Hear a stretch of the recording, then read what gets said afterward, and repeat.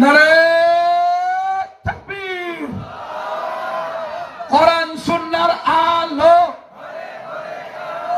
কোরআন হাদিস যেখানে, উলামায়ে কেরাম যেখানে, শেখ হাসিনা যেখানে, কি কয় না কে যাবেন? এলাকে যাবেন? মোটামুটি ঠিক আছে। এতগুলো জজবাওয়ালা লোক মিস্টেক করে নাই, সচেতন আছে ইনশাআল্লাহ। কোন ফেসিবাদ স্বৈরাচারীকে আমরা সাপোর্ট করি? একটু জোরে, আরো জোরে। সাপোর্ট করি না। স্বৈরাচারের কোন রকমের কারবারকে আমরা সমর্থন করি না। যে পর্যায়ে উঠেছিল ওইভাবে ধ্রাস করে নামছে। ওর কবর বাংলার মাটিতে হবে না। কথা কোন ঠিক না ঠিক? যে আলেম ওলামার শত্রু, মাদ্রাসার শত্রু, হাফেজদের শত্রু, মুসলমানের শত্রু, ইসকনের বন্ধু, এইরকম কুলাঙ্গারকে বাংলার মাটিতে আমরা কবর দিব না। কথা কোন ঠিক না ঠিক? এটাই আমাদের বাস্তবতা। কিন্তু আপনাদেরকে আমি মনোযোগ হওয়ার জন্য বিশেষ অনুরোধ করব, মনোযোগী হন ইনশাআল্লাহ। অল্প সময় যা আলোচনা হবে এটা আমাদের এই এরিয়ার জন্য, এই জায়গার জন্য আল্লাহ পাক রব্বুল আলামিন হেদায়েতের হাওয়া চালু করে দেন। জোরে বলেন আমিন।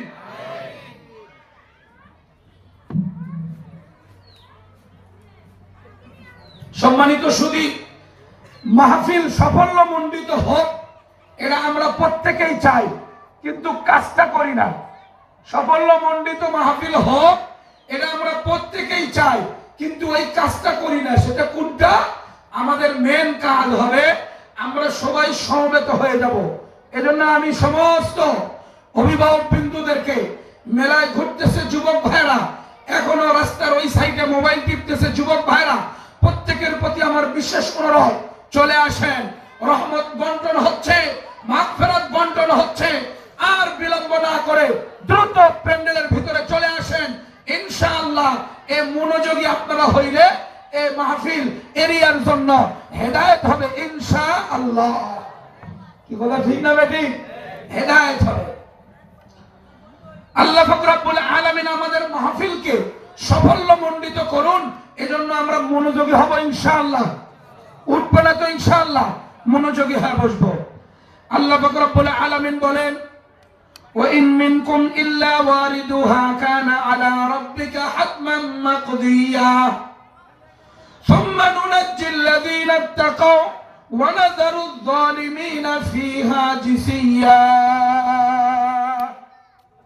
ও মুসলমান, দিনের কানে শুনবেন। আমাদের উত্তরবঙ্গের লোক যখন ঢাকার উদ্দেশ্যে রওনা করে, ওই যমুনা সেতু ছাড়া পার হইতে পারে না। ট্রেনে গেলেও যমুনা সেতু পাড়ি দিতে হয়, লঞ্চে গেলেও যমুনা সেতু পাড়ি দিতে হয়, বাসে গেলেও যমুনা সেতু পাড়ি দিতে হয়। ও মুসলমান, আপনার যখন আমার ইন্তেকাল হয়ে যাবে, হাসরের ময়দানে আমার আপনার জান্নাতে যাওয়ার জন্য একটা পুল থাকবে, একটা যমুনা সেতু থাকবে, একটা বিশেষ পুল সেরাত থাকবে। এটা চুলের চাইতেও চিকন হবে, এটা খুরের চাইতেও ধার হবে, এটা দীর্ঘ লম্বা হবে। ওই জায়গায় যাওয়ার জন্য, ওই এরিয়া পাড়ি দেওয়ার জন্য একমাত্র গুণ লাগবে দুইটা। এক নাম্বার ঈমান, দুই নাম্বার লাগবে তাকওয়া। এই দুটা গুণ জরুরি। এই দুই গুণ ছাড়া পার হতে পারবে না। যমুনা সেতু পার হতে কি লাগে? কয় বাস হলেও হয়, ট্রেন হলেও হয়। আমরা চলে যাই, ট্রেনে উঠলেও চলে যাই, পার আমরা বাসে থাকলেও চলে যাই, কিন্তু কাউকে হেঁটে যেতে দেয় না। কি বলে ঠিক না বে ঠিক? কোন লোককে হেঁটে যেতে দেব? কেউ সাইকেল নিয়ে যেতে পারবো না। এটা পাড়ি দেওয়ার সুযোগ নাই। ঠিক আমাদের গন্তব্যস্থল জান্নাত। আমরা জান্নাত থেকে এসেছিলাম, আবার জান্নাতে বাপের বাড়ি, ওই জায়গায় যাব আমরা। জান্নাতে যাওয়ার জন্য আপনাকে একটা ফুলসেরাত পাড়ি দিতে হবে। বিশাল বড় একটা সাগরের বিশাল ব্রিজ আপনাকে পাড়ি দিতে হবে। ওই ব্রিজে পাড়ি দেওয়ার জন্য গুণ লাগবে দুইটা। বলেন কয়টা গুণ?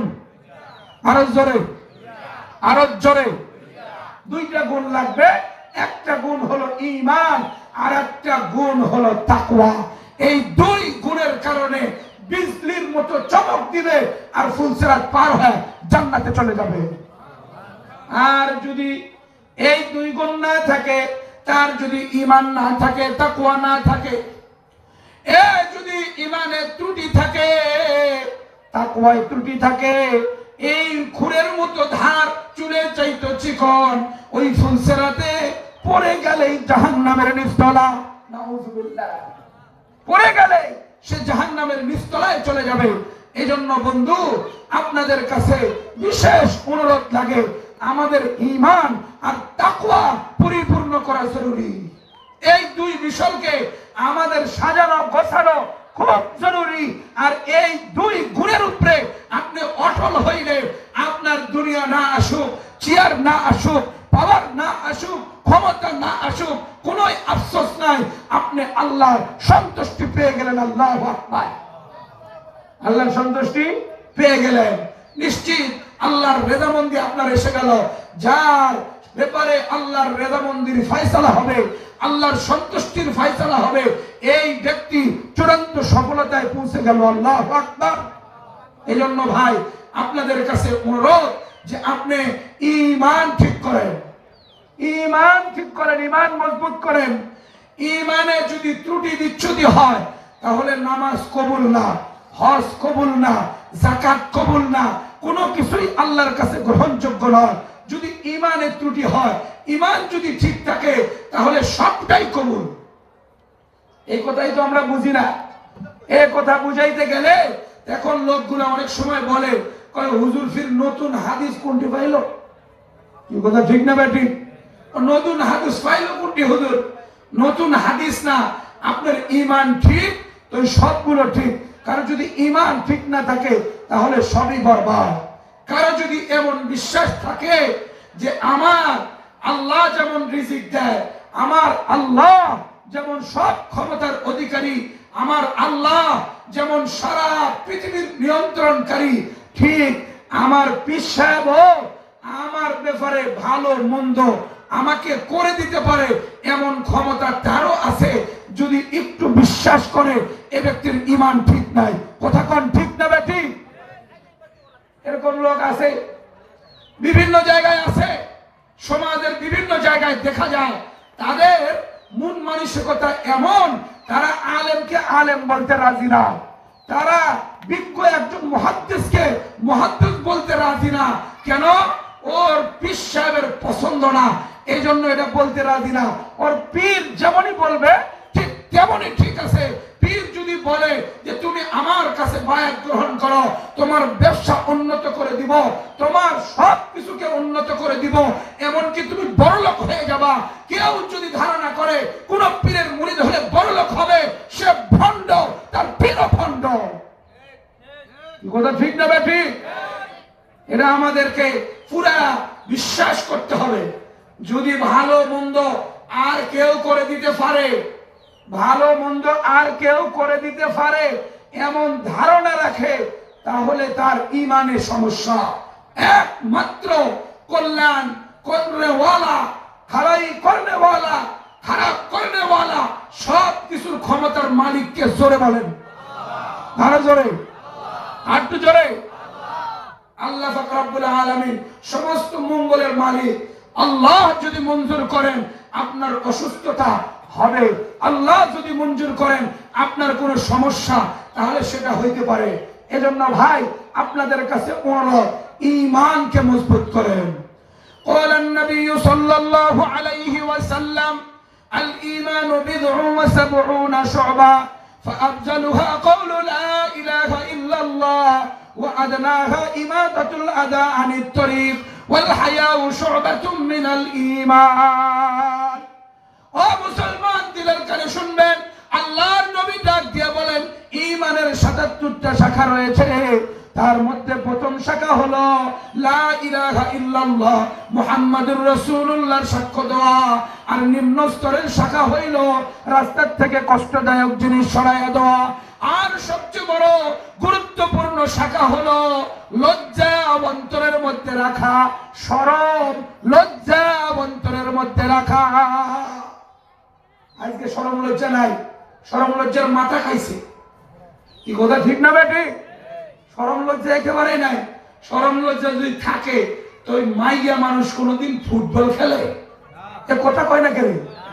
এ কথা কয়, মাইয়া মানুষ ফুটবল খেলে কেমনে? ফুটবল খেললো মাইয়া মানুষ, ক্রিকেট খেলে মাইয়া মানুষ, এটা তো জেনাকে আমন্ত্রণ করে। কথা কন ঠিক না বেটি? তুমি তোমার দেহ দেখাইতেছ, তুমি দৌড়ে দৌড়ে ছেলেদের মতো শরীরের অঙ্গভঙ্গিমা সব দেখাচ্ছ, তো তুমি ভিডিও, তোমার ইউটিউব, তোমার টিভি সব জায়গায় গেল, তো সুযোগ পাইলে তো তোমার ধর্ষণ করবে। কথা কোন ঠিক না ঠিক? তুমি কি করতে চাও মেয়েকে দিয়া? মেয়েকে দিয়ে তুমি আর কি করতে চাও? এর বাপ মা সবচেয়ে বড় দায়ী। কথা কোন ঠিক না ঠিক? সবচেয়ে বড় দায়ী। আর এই রকমের দায়ুস আমাদের পরিবারে, আমাদের সমাজে, আমাদের গ্রামে গ্রামে এমন দায়ুস আছে যারা বিবিকে দিয়া, পরিবারের সদস্যদেরকে দিয়া, ছেলে মেয়েদেরকে দিয়া তারা জেনার কাম করায় না, উলঙ্গপনা ব্যয়াপনা করায় না, আর বাপ সমর্থন করে। এই সমস্ত বাপ আর অভিভাবক হলো দায়ুস, সোজা জাহান্নামে যাবে। কথা কোন ঠিক না ঠিক? এগুলো হলো ভয়ঙ্কর। এই ভয়ঙ্করের পাল্লা দেখুন ইউটিউবাররা পড়েছে, ওর বইয়ের ভিডিও ছাড়ে। কথা কন না কেন? আপনাদের কেউ আছে নাকি এরকম? কথা কন না কেন? বউরে দিয়ে ভিডিও বানায় ছাড়তেছে, উলঙ্গপনা বেহায়াপনা এটা দেখায় দেখায় বাস তার ইনকাম চলতেছে। বলেন তো এই ধরনের ইনকাম যদি কেউ করে, বইয়ের এই বেলাল্লাপনা বেহায়াপনার উপরে সমর্থন যদি করে থাকে, তাহলে তার ইনকাম হারাম, তার লেনদেন হারাম, চলাফেরা হারাম, সব কিছু হারাম। এরকম দায়ুস তওবা না করলে সে সোজা জাহান্নামে যাবে। ভয়ঙ্কর ব্যাপার। এই ভয়ঙ্কর ব্যাপার এরিয়ায় খুব চলতেছে, বেশি চলতেছে। সবচেয়ে খারাপ হলো এটাই যে ওর বউকে সব সময় ক্যামেরার সামনে রাখছে, ভিডিও বানায় বানায় ছাড়তেছে, যত উলঙ্গ হইতে পারে, যত খুলতে পারে। কথা কোন ঠিক না ঠিক? আল্লাহ হেফাজত করে। আল্লাহ তাআলা এগুলোর থেকে আমাদেরকে দূরে সরায় রাখেন। লজ্জা একেবারেই নাই। এই হাদিসের তর্জমাটা একটু ভালো করে আপনাদেরকে শোনাই, ভালো করে বুঝবেন। ঈমানের কতগুলো শাখা? ৭৭টা শাখা। নবীজি প্রথমটা বলেছেন, নিচেরটা বলেছেন। একদম উপরেরটা, একদম নিচেরটা। উপরেরটা কি? লা ইলাহা ইল্লাল্লাহ মুহাম্মাদুর রাসূলুল্লাহ, এই সাক্ষ্য প্রদান করা। আর একদম নিম্নটা কোনটা? কয় রাস্তায় কষ্টদায়ক জিনিস থাকলে সেটা সরায় দেওয়া। মানে কোন রাস্তায় মানুষকে চলাফেরা করতে বাধা দেয় না, মানুষের রাস্তায় কোনো কষ্ট, কোনো প্রতিবন্ধক জিনিস রাখে না, রাস্তা ক্লিয়ার করে দেয়। এটা হলো ঈমানের নিম্নমানের শাখা। যদি কেউ রাস্তায় মানুষের চলাফেরায় প্রতিবন্ধক সৃষ্টি করে, মানুষের চলতে অসুবিধা হয়, গাছ ফালায় দেয়, খেয়ার শুকায়, আরো অন্যান্য ধান উঠায়, যা কিছু করে, এগুলো হলো ঈমান বিরোধী। কথা কোন ঠিক না ঠিক? ওই গ্রামের রাস্তাগুলায় দেখা যায় খেয়ার শুকাইতেছে, মিয়া মোটরসাইকেল, আমার তেলটা বেশি গেল না। কথা ঠিক না ঠিক? এই রাস্তায় মানুষকে কষ্ট দেওয়া, মানুষ যাবে আর বলবে, আরে লোক রে এই এলাকার সব খেয়ারগুলো তামাল্লা নিয়ে এসে রেটে ফেলাইছে। কথা ঠিক না ঠিক? এটা সবচেয়ে বড় মুশকিল ব্যাপার। ঈমান বিধ্বংসী আমল, ঈমান নষ্ট হয়ে যাবে। রাস্তার মধ্যে বাস রেখে দিছে, রাস্তার মধ্যে সবকিছু রাখছে, রাস্তাটা মনে হয় ওর বাপের কিরণ না। এই কথা ঠিক না ঠিক? এটা ঈমান আমল বিধ্বংসী কাজ। এই কাজ থেকে আমাদের বিরত থাকার দরকার। ঈমান আমল হেফাজত না করে মসজিদে যায় ঘষটায় ঘষটায় কোপাল উঠাইছেন, আর আপনার খের ওই জায়গায় রেখে দিয়েছেন, আপনার বড় হুমকি, আপনার ঈমানের সমস্যা। কথা কোন ঠিক না ঠিক? আপনি 2 রাকাত নফল নামাজ না পড়তে পারেন, রাস্তায় খেয়ালে দিবেন না, রাস্তায় মানুষকে কষ্ট দিবেন না। কোন সময়ের জন্য মানুষের রাস্তায় এমন কিছু ফেলা রাখবেন না যেটার কারণে আপনার ব্যক্তিগত সুবিধা আরেকজনের কষ্ট। এটা ঈমান বিধ্বংসী ব্যাপার। এখান থেকে আপনি নিজেকে নিজে সরিয়ে রাখেন। এটা হলো ঈমানের শেষ কাজ, শেষ শাখা। এটাই বেটা আমল করে না, আর বাকিগুলোর কি খবর আছে? এই কথা ঠিক না বেটি? নবীজি গুরুত্বপূর্ণ কথা মাঝখান দিয়ে বলেন, ওয়াল হায়াউ শুবাতুম মিনাল ঈমান। ইমানের গুরুত্বপূর্ণ শাখা হলো লজ্জা। যার লজ্জা নাই তার ইমান নাই, এটা হলো গুরুত্বপূর্ণ কথা। ও পর্দার আড়ালে আমার মারা, ও আমার বোনরা, আপনাদেরকে লক্ষ্য করে বলি, আপনার যদি বেপর্দা হয়ে চলতে লজ্জা না থাকে তাহলে আপনার ইমান নাই। আপনার ঢেকে থাকবেন, নিজেকে আপড়ি করে রাখবেন, নিজেকে বোরকার মধ্যে রাখবেন, এটাই হলো আপনার ইজ্জত। আপনি যদি বোরকা ছাড়া বের হন লজ্জায় ভেঙে পড়বেন। আপনার যদি অঙ্গ কেউ দেখে ফেলে লজ্জায় ভেঙে পড়বেন। এই লজ্জা হলো আপনার ঈমান। এই লজ্জার কারণেই একজন ব্যক্তি আল্লাহর জান্নাতে যাবে। ও মুসলমান ভাইরা আমার, নামাজ পড়ে না শরম লাগে না, সে সুন্নতি লেবাস পরে না শরম লাগে না, দাড়ি রাখে না, এই জন্য কোনো লজ্জা নাই। লজ্জা লাগছে ওর একটা জিনিস নিয়ে, ফুটবলের টিমে খেলা চলে, মুই সাদা দাও নাই। কথা ঠিক না বেঠি? কই ফুটবলের খেলা চলতেছে, সাদা দেয় নাই, এজন্য কি ওর লজ্জা? আরে অভাব আছে, 80 টাকা কেজি আলু কিনে আমার তেমন টাকা শেষ। কথা কর, ওর টাকা তো সবই ফুরাই গেছে, ফুটবল খেলায় সাদা দিতে পারি নাই, এজন্য ওর লজ্জা লাগে। যেদিন ফুটবল খেলা ওই দিন সে বাড়ায় নাই, ঘর থেকে বের হয় নাই। কি খবর বেড়ায় নাই কেন? কয় আজকে সাদা দেয় নাই, লজ্জায় বের হয় নাই। নাউজুবিল্লাহ, নাউজুবিল্লাহ। ওই লজ্জা আপনার হওয়ার দরকার ছিল যে মসজিদে আমি সহযোগিতা করতে পারি নাই, তাফসীরুল কোরআনে সহযোগিতা করতে পারি নাই। ইমানদারি কাজ, মুসলমানের কাজ, মুসলমানের কাজে আমি যাইতে পারি নাই, মানে আমার লজ্জা হওয়ার দরকার। আমি আল্লাহর সামনে মুখ দেখাবো কেমনে? কথা কোন ঠিক না বেটি? ইমান কোথায় গেল? ইমানের হিসাবটা গেল কোন দিক? এটাই আমরা বুঝে পাই না, এটাই বড় মুশকিল হয়ে দাঁড়াইছে। এজন্য ভাই আপনাদের কাছে অনুরোধ, ইমানের এই শাখাগুলো আপনি পরিপূর্ণ করেন।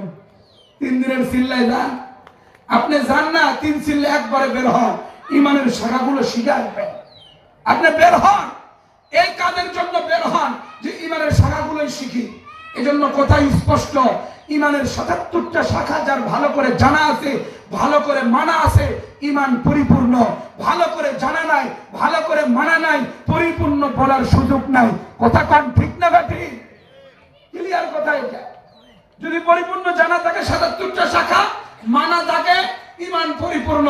জানাই নাই, মানব থেকে ইমান পরিপূর্ণ না। কথা কোন ঠিক না বেঠি?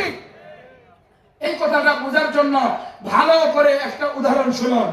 এই যে নবী করিম সাল্লাল্লাহু আলাইহি সাল্লাম শুরুটা বললেন আর লাস্টেরটা বললেন, কিন্তু মাঝখানে একটা উল্লেখ করেছেন যে উল্লেখযোগ্য শাখা ইমানের, সেটা হলো লজ্জা। আসলে লজ্জাটা হলোই মেন। লজ্জা যার ভিতরে থাকবে সে নিজেকে গুনাহ থেকে বাঁচাইতে পারবে। আমরা যখন ঢাকায় পড়তাম ওই 10-11 সালে, ওই ঢাকায় আমরা দেখেছি এই যে গাজীপুর থেকে চলে যায় বাস পোস্তগোলা, এখানে সালসাবিল, বোলাকা, বিভিন্ন রকমের বাস চলে। একটা বাস আছে মুরিদ ট্রেন, এটা হলো জনগণের ভাষা, ওই মুরিদ ট্রেন। ওই মুরিদ ট্রেনে উঠলে ভাড়া কম লাগে, 2 টাকা দিয়া ওই মধ্যবাড্ডা যায়, নামা যায়। বসুন্ধরা গেট থেকে উঠলে মাত্র 2 টাকা নেয়। মুরিদ ট্রেন এটার নাম। কেন মুরিদ ট্রেন? এটার শুধু হরেন আছে আর ব্রেক আছে, সিট ঠিকঠাক নাই, গ্লাস নাই, বাতি নাই, কিচ্ছু নাই। এটা যাওয়া শুরু করলে হলে যাইতেই থাকে, আর সব দিক দিয়ে বাতাস ঢুকে, ফ্যানের কোনো প্রয়োজন পড়ে না। দেখছিলেন কিনা? এখন এখন বেশিরভাগ জায়গায় আর নাই। ঢাকার মধ্যে এগুলো উঠাই দিছে, এখন তো সিটি হয়ে গেছে। আমাদের শরীরে স্যার উন্নত করে দিয়ে গেছে। কথা কোন ঠিক না ঠিক? সব দিক দিয়ে মাইরিয়া আর এক দিক দিয়ে উন্নত করে দিয়ে গেছে। দিনকে, ইসলামকে বরবাদ করে দিয়া দেশের টাকা বিদেশে পাচার করে কিছু উন্নত মানুষ দেখে দেখাইছে। কথা কোন ঠিক না ঠিক? এটা হলো অবস্থা। দেখেন, ওই গাড়ি গন্তব্যস্থল যাওয়ার জন্য 2টা জিনিস গুরুত্বপূর্ণ। 2টা জিনিস গুরুত্বপূর্ণ, একটা হলো হরেন আর একটা হলো ব্রেক। কথা কোন ঠিক না ঠিক? ওর আর কিছু থাকার দরকার নাই, সিট ভালো প্রয়োজন নাই, গ্লাসের দরকার নাই, আর মানুষের বসারও সুযোগ ঠিকঠাক নাই, কোনো সমস্যা নাই। 2টা জিনিস আছে, হরেন আছে আর ব্রেক আছে। ও গন্তব্যস্থল পৌঁছবেই। কথা কোন ঠিক না ঠিক? নবী করিম সাল্লাল্লাহু আলাইহি ওয়াসাল্লাম হাদিসে উদাহরণ দিলেন যে দেখো ইমানের ৭৭টা শাখা। যে ব্যক্তি হরেন দিয়ে বলবে লা ইলাহা ইল্লাল্লাহ মুহাম্মাদুর রাসূলুল্লাহ, আল্লাহ ছাড়া কোনো ইবাদতের উপযুক্ত কোনো কেউ নাই, একমাত্র আল্লাহর নবী, বিশেষ করে খাস করে নবী মুহাম্মদুর রাসূলুল্লাহ, আল্লাহর বান্দা ও রাসূল। একতার হরেন দেয় সব জায়গায়, আল্লাহর ইবাদত হবে আর কারো ইবাদত না।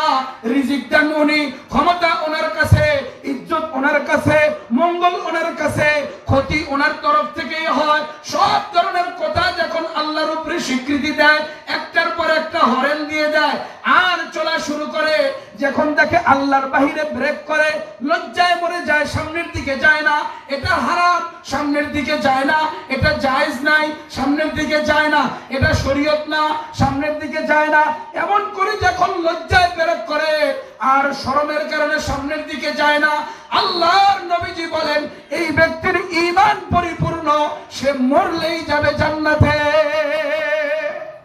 আল্লাহু আকবার। এটা হলো ব্রেক, শরমটা হলো ব্রেক, লজ্জাটা হলো ব্রেক। এই ব্রেক দিতে দিতে সে নিজেকে ইসলামের পথেই চালাবে, ইসলামের বাহিরে যাবে না। বলেন আমাদের ব্রেক আছে? ব্রেক নাই। এক গড় গড় গড় গড় করে চলতে চলতে ফির আরেকজনের জমিনে চলে গেছে, আইল কাইটে সমান করে আরো 3 হাত ওই দিকে গেছে।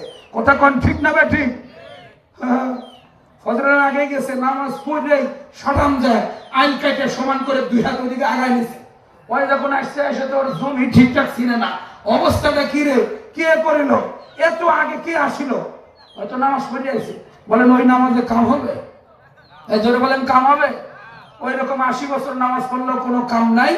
যদি ঈমান তার ঠিক না থাকে, সে তার জমির ব্যাপারে যদি ব্রেক না করে, অন্যের ব্যাপারে যদি সে ব্রেক না করতে পারে, হারাম থেকে নিজেকে ব্রেক না করতে পারে, তাহলে এই ঈমান আল্লাহর কাছে গ্রহণযোগ্য নয়। আমরা ঈমান পরিপূর্ণ করব তো ইনশাআল্লাহ। ঈমান যখন পরিপূর্ণ হবে, তখন তাকওয়ার সিঁড়িতে উঠবে। ঈমানের শাখা পরিপূর্ণ, তখন সে তাকওয়ার সিঁড়িতে উঠতে থাকবে। তাকওয়ার সিঁড়িতে ওঠা শুরু করলে, তাকওয়ার সিঁড়ি উঠতে উঠতে উঠতে উঠতে সে ওলির দরজায় যাবে। আল্লাহু আকবার। ওলির ব্যাপারে আল্লাহ তাআলা বলেন, আলা ইন্না আউলিয়া আল্লাহি লা খাউফুন আলাইহিম ওয়া লা হুম ইয়াহজানুন। আল্লাহ বলেন আমার ওলি যারা, তাদের কোনো ভয় নাই, তাদের কোনো পেরেশানি নাই, তারা হলো আমার খাস বান্দা। দুনিয়াতে কেউ না চিনলে আমি আল্লাহ ভালো করে চিনি। আমার খাস বান্দা যারা, তারা ইবাদতে পরিপূর্ণ, তার আগে ঈমানকে পরিপূর্ণ করে নিয়েছে। ঈমান ও ইবাদতে যারা পরিপূর্ণ, আল্লাহ বলেন ফুলসিরাতকে তাদেরকে আমি পার করে দিব এমন ভাবে, তারা বিজলির মতো চমক দিবে, মুহূর্তেই ফুলসিরাত পার হয়ে জান্নাতে পৌঁছে যাবে। আল্লাহ বলেন ওয়া ইম মিনকুম ওয়ারিদুহা কানা আলা রাব্বিকা হাতমান মাকদিয়া। প্রত্যেকটা ব্যক্তিকেই ওই ফুলসিরাত পাড়ি দিয়ে জান্নাতের দিকে যাইতে হবে। আল্লাহ বলেন সুম্মা নুনাজ্জিল্লাযীনা তাকাও, ওই সমস্ত লোকদেরকে আমি মাফ করে দিয়া নিরাপত্তার সহিত পার করে দিব, তারা ঈমান ও তাকওয়ায় মজবুত হয়েছে। আর এক শ্রেণীর লোক কাটা পড়ে জাহান্নামের নিচতলায় যাবে। ওয়ানাজারুজ জালিমিনা ফিহা জিসিয়া। আর যারা জালেম হবে, তারা এই ফুলসিরাত পার হতে পারবে না, তারা কাটা পড়ে নিচে পড়ে যাবে। বলেন নাউযুবিল্লাহ। জালেম, এই জালেম কিভাবে হয়, এর কিছু কিঞ্চিত আলোচনা করার দরকার। আজকে আমাদের দেশে জালেম দিয়ে ভর্তি হয়ে গেছে। কথা কোন ঠিক না বে ঠিক? এই ইসকনকে কারা আমদানি করলো? আমরা মুসলমানরাই আমদানি করছি, মুসলমানরাই তাদেরকে উঠাই দিছি, মুসলমানরাই সুযোগ করে দিয়া তাদেরকে আগে বাড়াই দিছি। মুসলমান যদি সময় না দিত, তাদেরকে টাইম না দিত, কোন সময়ের জন্য এই উগ্রবাদী হিন্দুত্ববাদী এই বিশেষ সংগঠন ইসকন, সে এত দূর বুঝতে পারত না যে আজকে আমাদের একজন মুসলমান অ্যাডভোকেটকে নির্মমভাবে হত্যা করেছে। কথা কোন ঠিক না ঠিক? সাহস পায় কেমনে? লেঙ্গির বাচ্চা সাহস পায় কেমনে? এটা আমরাই করে দিয়েছি। কথা কোন ঠিক না ঠিক? এই জালেম হাসরের ময়দানে ফুলসিরাত পাড়ি দিতে পারবে না, সে কাটা পড়ে জাহান্নামের নিচতলায় পড়ে যাবে। জালেমের ভয়াবহ পরিণতি আমরা জালেম কিনা এটা আমাদের খোঁজ নেওয়ার দরকার। সবচেয়ে বড় জালেম হলো ওই যে আল্লাহর বিধানে বিলম্ব করে, নামাজ পড়ে না, যাকাত দেয় না, হজ ফরজ হয়েছে হজ করে না, রমজানের রোজা রাখে না, সারাদিন সিগারেট খায়। এই কথা ঠিক না বেটি? সিগারেটকে সকালবেলা ধরেছে না, ওটা ফিরে একদম রাত পর্যন্ত চলে, আর দ্বিতীয়বার ম্যাচে ঠকা দিতে হয় না। এত হলো পরিণতি। মদখোরের পরিণতি আরো মারাত্মক। সারাদিন চৌরাস্তা দিয়ে ঘুরতে ঘুরতেও সময় দেয়। এ মদখোরের অবস্থা, বিড়িখোরের অবস্থা, গুল লাগানোর অবস্থা, এগুলো সব একই রকম। কথা কোন ঠিক না বেঠি? ভালো কাজ কি কোন? গুল লাগানো ভালো কাজ? কেনে লাগা, কেনে লাগাছে? বড়ই মুশকিল ব্যাপার। এই যে পরিস্থিতি, এদের জালেম, সবচেয়ে বড় জালেম সে নিজে নামাজের জন্য তৈরি নয়। সবচেয়ে বড় জালেম সে নিজে ইবাদতের উপর তৈরি নয়। দুনিয়ার সব কাজ করে কিন্তু নামাজ পড়ে না। দুনিয়ার সব কাজ তার দ্বারা হচ্ছে, সবই করতেছে, কিন্তু সে মসজিদে একবারের জন্য যায় না। কয় মুই জুম্মায় পড়ে আইছি, আর দেওয়া লাগবে না। কথা ঠিক না বা ঠিক? জুম্মায় পড়ে আছে, আজকেই আসতে লাগে এক জায়গায় আমাদের সাথে দেখা, তো ওর মা আসরের টানতেছে, আসরের আজান দিতেছে, চল। কয় মুই জুম্মার নামাজ পড়িছু, মানে জুম্মা পড়েছে, আসর হয়ে গেছে। কি তাই নাকি? এত জালেম। সবচেয়ে বড় জালেম যে নামাজ থেকে নিজেকে আলাদা রাখে। দেখেন আল্লাহর নবী সাল্লাল্লাহু আলাইহি ওয়াসাল্লাম এই যে আমাদেরকে দোয়া শিখাইছেন, দোয়া মাসুরা, যেটা আমরা নামাজের শেষ বৈঠকে পড়ি। এখানে দেখেন একজন নামাজি ব্যক্তি আল্লাহর কাছে আবেদন করতেছে, আল্লাহুম্মা ইন্নী যালামতু নাফসি যুলমান কাসীরা ওয়া লা ইয়াগফিরুয যুনুবা ইল্লা আনতা। হে আল্লাহ, আমার সত্তার উপরে আমি জুলুম করেছি। আল্লাহ, আমার উপরে আমি ভীষণ জুলুম করেছি। এই যে জুলুমের কথা বলতেছে, এর অর্থটা কি? ইবাদতের ত্রুটি হয়েছে, কোন না কোন জায়গায় নাফরমানি হয়ে গেছে, কোন জায়গায় কোন রকমের ত্রুটি হয়েছে। এজন্য মাওলার দরবারে ফরিয়াদ, ওয়ালা ইয়াগফিরুয যুনুবা ইল্লা আনতা। আল্লাহ, আপনি ছাড়া আর কেউ ক্ষমা করে না। ফাগফিরলি মাগফিরাতাম মিন ইনদিকা, আপনি আমাকে মাফ করে দেন। ইন্নাকা আনতাল গফুরুর রহিম। আল্লাহ বলেন, এ তো তোমাকে এই আবেদনের দরুন তোমাকে মাফ করে দিলাম, আর তুমি যে কোনো না কোনো ভাবে জুলুম করেছো, এই গুনার উপরে আমল করে, নাফরমানি করে তোমার সমস্ত গুনাহ মাফ করে দিলাম। বলেন সুবহানাল্লাহ। এটা কখন হয়? যখন সে গুনাহ থেকে তওবার জন্য আবেদন করতে এমন করে চোখের পানি ফেলায় আর আল্লাহকে বলে, আল্লাহ, এত জুলুম করেছি, আপনি মাফ না করলে কেউ মাফ করার নাই। ওয়ালা ইয়াগফিরুয যুনুবা ইল্লা আনতা, আপনি মাফ না করলে আর কেউ মাফ করার নাই।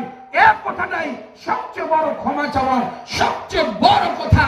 এই কথাই যখন বান্দা বলে, আল্লাহ তার সব গুনাহ মাফ করে দেয়। জালেম, সবচেয়ে বড় জালেম এ যে নামাজ তরক করে, সবচেয়ে বড় জালেম যে ইবাদত ছেড়ে দেয়, এ হলো বড় জালেম। আরো বড় জালেম হলো কে? যে শিরিক করে। শিরিক, যে আল্লাহর সাথে শিরিক করে, জাতে করুক অথবা সিফাতে করুক, এ হলো সবচেয়ে বড় জালেম। আমাদের সমাজে এমন লোক আছে যারা নবীকে আমার আল্লাহর সম্মানের পর্যায়ে নিয়ে এসে রেখে দেয়। বলেন নাউজুবিল্লাহ।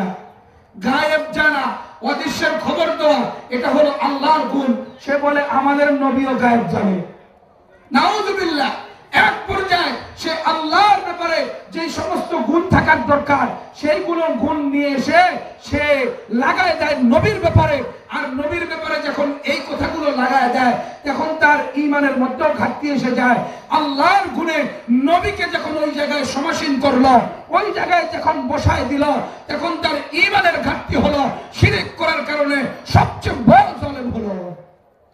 হযরত লোকমান হাকিম তার সন্তানকে ডাক দিয়ে বলেন, ইয়া বুনাইয়া, ইয়া বুনাইয়া লা তুশরিক বিল্লাহ, ইন্নাশ শিরকা লাযুলমুন আযীম।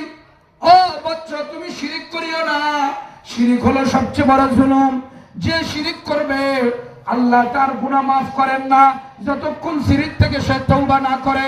ও ভাই, ও মুসলমান, পর্দার আলে আমার মা বোন, আপনি যদি জুলুম করেন, নামাজ না পড়ে, পর্দা না করে যদি জুলুম করেন, আপনি যদি স্বামীর কথা না মেনে নিজের উপরে জুলুম করেন, এগুলো জুলুম আপনি তওবার মাধ্যমে ক্ষমা করতে পারবেন।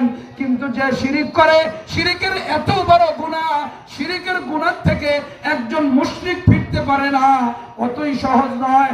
এক পর্যায়ে শিরিক লইয়া কবরে যায়, এই ব্যক্তি হয়ে যায় জাহান্নামী। সবচেয়ে বড় সমস্যা শিরিকের গুনাহ। শিরিকের গুনাহ সবচেয়ে বড় সমস্যা। আল্লাহ পাক রব্বুল আলামিন শিরিককে সহজে ক্ষমা করে না। কারণ আমরা করি না, আমরাই তো করি না। বলেন তো, আমরা আমার বিবি যত অপরাধ আছে সব মাফ করে দিব কোনো না কোনো ভাবে। কিন্তু যদি দেখেন যে আপনার বিবি পাশের বাড়ির চাচাতো ভাইয়ের সাথে বসে বসে ইটিস পিটিস করতেছে, মাফ করবেন? শিরিক মাফ করবেন না। আপনি তো শিরিক মাফ করতে রাজি না। কেন? তুমি তরকারির ঝাল বেশি দাও, মাফ করে দিলাম। হলুদ বেশি দিছো, মাফ করে দিলাম। আজকে তুমি রান্না বান্নাই করো নাই, আজকেও মাফ করে দিলাম। কিন্তু যখন দেখবে যে এর বিবি পাশের বাড়ির চাচাতো ভাইয়ের সাথে বসে এই যে পরকিয়া করতেছে, বলেন ক্ষমা হবে? কোনদিন নয়। এক বান্দা যখন ইবাদতে ত্রুটি করে আল্লাহর কাছে মাফ চাইলে আল্লাহ মাফ করে দেয়। কিন্তু যখন শিরিকে লিপ্ত হয়ে যায়, আল্লাহ রিজিক দেনেওয়ালা বলে আমার পীর সাহেব দেয়, আল্লাহ মঙ্গল দেনেওয়ালা বলে আমার পীর সাহেব পারে, আল্লাহ গায়েব জানে বলে আমার নবীও গায়েব জানে, এমন করে যখন শিরিকে মুবতালা হয়ে যায়, এক পর্যায়ে কি হয়? বড় সমস্যা হয়ে যায়। মুশরিক তওবা করার সুযোগ হয় না, মুশরিক আল্লাহর দরবারে মাফ চাওয়ার সুযোগ হয় না। এই মুশরিককে আল্লাহ ক্ষমা করেন না। মুশরিক শিরকের গুনাহ সবচেয়ে বড় অপরাধ। আল্লাহ আমাদের হেফাজত করুন, বলেন আমিন। আল্লাহ হেফাজত করুন, জোরে বলেন আমিন। এই শিরকের গুনাহ থেকে নিজেকে আলাদা করতে পারে না, সবচেয়ে বড় ভয়ঙ্কর ব্যাপার। এজন্য আমরা নিজে জালেম হব না। জালেম এক নাম্বার, যে ইবাদত ছেড়ে দেয়। দ্বিতীয় জালেম, যে শিরিক করে, সবচেয়ে বড় জালেম। আর আরেকজন যে জুলুম করে, হকের ব্যাপারে জুলুম করে। যার খাদ্য পাওয়া, তাকে খাদ্য দিল না, সে খাদ্য ভান্ডারে চাকরি করে। কেউ সেই ত্রাণ বিভাগে চাকরি করে, কারো ত্রাণ দেওয়ার, সে ত্রাণ দিল না, জুলুম করলো। সেই এরিয়ার মেম্বার, সেই এরিয়ার চেয়ারম্যান, সেই এরিয়ার সে উপজেলা চেয়ারম্যান, সে মানুষের হক আদায় করলো না, সে জালেম। আর জালেম যে হবে, সেই ব্যক্তি হাসরের ময়দানে ফুলসিরাত পার হইতে পারবে না, কাটা পড়ে জাহান্নামের নিচে যাবে। সবচেয়ে বড় ভয়ানক ব্যাপার। জালেম হবেন না, মজলুম হবে, দোয়া কবুল হবে। কেউ জুলুম করতেছে, আপনি মজলুম হয়ে গেছেন, জুলুমের শিকার, কোনো সমস্যা নাই, আপনার দোয়া খুব দ্রুত কবুল হবে। নবীজি সাল্লাল্লাহু আলাইহি ওয়াসাল্লাম আপনার ব্যাপারে হাদিস বলেছেন, قال النبي صلى الله عليه وسلم اتقي دعوة المظلوم فإن بينه وبين الله حجاب। নবীজি বলেন, ও দুনিয়ার মুসলমান, এই ব্যক্তি তুমি জুলুম করতেছ, মজলুমের বদদুয়া থেকে তোমাকে বাঁচায় রাখো। যদি দেখা যায় কোন মজলুম তোমার জন্য, তোমার বিরুদ্ধে দোয়া করেছে, মুহূর্তেই তোমার দোয়া আল্লাহর কাছে কবুল হয়ে যাবে, আল্লাহর কাছে কবুল হয়ে যাবে। আর যখন মজলুম ব্যক্তির দোয়া আল্লাহর কাছে চলে যাবে, নিঃসন্দেহে আপনি ক্ষতিগ্রস্ত হয়ে যাবেন। কথা কোন ঠিক না বেটি? এজন্য জালেম হওয়া যাবে না। আল্লাহ পাক রব্বুল আলামিন ওই হাসরের ময়দানকে, ওই হাসরের ময়দানে আপনিও জালেমের কাতারে যদি হন, ভয়ানক পরিস্থিতি আছে। এজন্য আমি একটা হাদিস পড়েছি, গুরুত্বপূর্ণ হাদিস, ওই হাদিস বলে শেষ করব। আমাদের সম্মানিত অতিথি সাহেব চলে এসেছেন। নারে তাকবীর, নারে তাকবীর। সম্মানিত অতিথি সাহেবের আগমন, সম্মানিত উপস্থিতি, এ জরুরি হাদিস, এ ভয়ানক হাসরের ময়দানের অবস্থা। হাসরের ময়দানে পুরা পৃথিবীর মানুষ চার কাতারে বিভক্ত হবে। তাফসীরের কিতাবে এসেছে 4 কাতারে বিভক্ত হবে। হাসরের ময়দানের একদল কাতার, মানে এক দলের লোক, এরা বিনা হিসাবে জান্নাতে যাবে, সুবহানাল্লাহ, এর আমলে কোনো রকমের গুনাহ নাই। আর একদল, এরা বিনা হিসাবে জাহান্নামে যাবে। হাসরের 4 রকমের লোক থাকবে। তৃতীয় প্রকারের লোক, এদের হিসাব হবে কিন্তু হিসাবটা হালকা হবে। হালকা হিসাব হওয়ার পরে এদের জান্নাত জাহান্নামের ফয়সালা হবে। আর চতুর্থ প্রকারের লোক এরা হলো সবচেয়ে ভয়ানক, যাদের শাস্তি হবে তাদের কড়াকড়ি হিসাব করে তাদেরকে জাহান্নামী করা হবে। এটা হলো ভয়ানক অবস্থা। নবী করিম সাল্লাল্লাহু আলাইহি সাল্লাম বলেন, লা তাজুমা কদমা ইবনে আদম ইয়াউমাল কিয়ামা হাত্তা ইউসআলা আন খামসিন। নবীজি বলেন, হাসরের ময়দানে 5টা প্রশ্নের উত্তর না দিলে কোন বনি আদম তার পা উঠাইতে পারবে না। তার জায়গাতে পায়ে উঠানোর ক্ষমতা রাখবে না, দাঁড়ায় থাকবে, দণ্ডায়মান থাকবে, যুগকে যুগ চলে যাবে। 5টা প্রশ্নের উত্তর ক্লিয়ার দিতে হবে। 1 নাম্বার, আন উমরিহি ফিমা আফনা, তোমার জীবন তুমি কোথায় খরচ করেছো? ওয়া আন শাবাবিহি ফিমা আবলা, তোমার যৌবনকে তুমি কোথায় খরচ করেছো? এটার হিসাব তোমাকে দিতে হবে। এরপরে মালের ব্যাপারে 2 রকমের হিসাব। ওয়া আন মালিহি ফি মিন আইনা ইকতাসাবাহু ওয়া ফিমা আনফাকাহু, তোমার মাল কোথা থেকে কামাই করলা, কোথায় তুমি ব্যয় করলা, তোমার ইনকামের সোর্স কি হালাল ছিল, ব্যয় করার সোর্স কি বৈধ ছিল। সবচেয়ে মারাত্মক ব্যাপার এটা। মালের ব্যাপারে 2 রকমের প্রশ্ন। আমাদের ইনকাম হালাল হওয়া, ব্যয় করাও হালাল হওয়া। অনেক সময় আমাদের ব্যয় করা হালাল না, কথা কোন ঠিক না? ঠিক, ব্যয় করাটা আমাদের হালাল না। আমরা খেলাগুলোতে চাঁদা দিই, এগুলো সব জুয়া, এগুলো হারাম, কথা কোন ঠিক না? ঠিক, মাহফিলে যায় না, দিনই মাহফিল হয়, একটা মসজিদের কাজ চলতেছে, আটকায় গেছে, বাস আর কাম চলতেছে না, এর ডিসেল লাইনে ঠিকঠাক টাকা দেয়, কথা ঠিক না? ঠিক, আর মসজিদের চাঁদা দেয় না। এ ভাই কথা বলেন না কেন? মসজিদের চাঁদা দেয় না, মসজিদের 4 মাস চাঁদা বাকি। নাউজুবিল্লাহ, কি মারাত্মক ব্যাপার। ডিসেল লাইনের চাঁদা বাকি নাই, ফুটবল খেলার চাঁদা বাকি নাই। আপনি কোথায় টাকা খরচ করেন, কোথায় দিতেছেন, এটা হাসরের ময়দানে আপনাকে কাপ করাই দাঁড়াইতে হবে। এজন্য আমাদের কামাইটাও বৈধ হইতে হবে, ব্যয় করাটাও বৈধ হইতে হবে। এজন্য আপনাদের কাছে উদাত্ত আহ্বান জানাবো যে আপনারা মালের ব্যাপারে সচেতন হন। এই মাল আপনার কাছে আমানত, আপনি যেভাবে সৎভাবে কামাবেন ওভাবে সৎভাবে ব্যয় করবেন। 5 নাম্বার, হাসরের ময়দানে প্রশ্ন হবে যে তুমি কি শিখেছিলে, কি আমল করেছিলে, তোমার এলেম অনুযায়ী আমল হয়েছিল কিনা। এলেম অনুযায়ী আমল করেনেওয়ালা ওলামায়ে কেরাম, কথা কোন ঠিক না? ঠিক, এলেম অনুযায়ী আমল করেনেওয়ালা হক্কানি ওলামায়ে কেরাম।